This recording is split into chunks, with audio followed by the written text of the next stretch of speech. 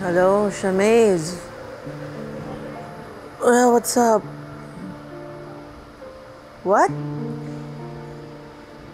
What video? Hindi ko pa napapanood. Sige, papanoorin ko.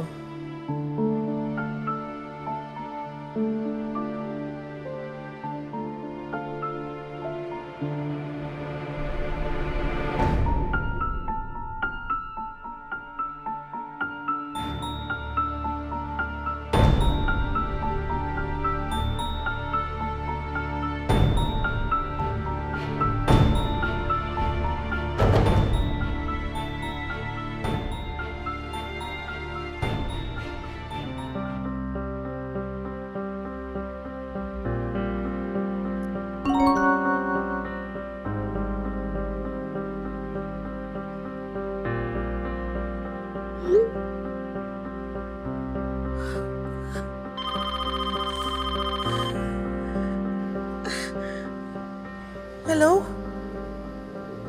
Mr. De Lucas? Yes? No. You can't just pull out your products from Damn Go Plaza. Wait. Sir, you can't just pull out your products just like that. Yes, I was the one in the video. Yeah, but I can fix this. Hello? Hello? Oh my God.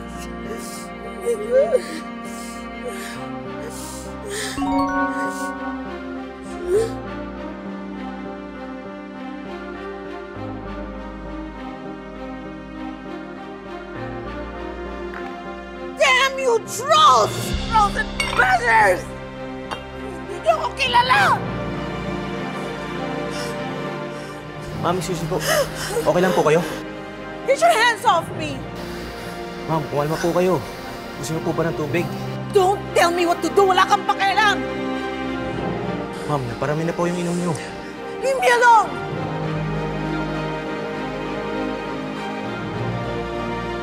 You! Anong ginagawa mo? Binivideo mo ako? Bro, security. Bakit mo ako binivideo?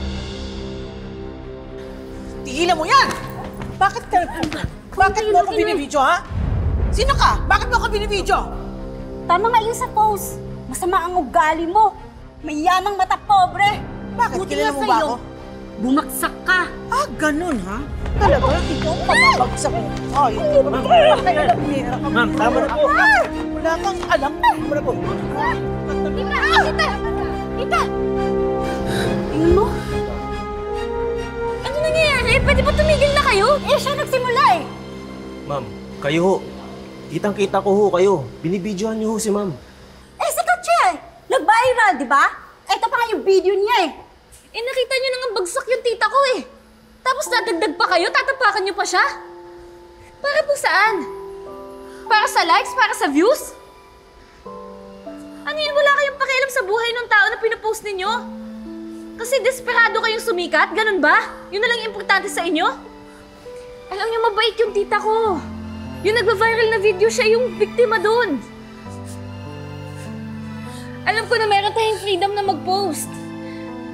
Pero please naman gamitin natin sa tama, hindi nananakit tayo na ibang tao.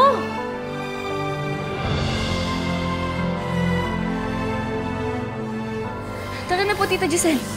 Ma'am, teka lang ho yung gamit niyo ho. Sakit na nga.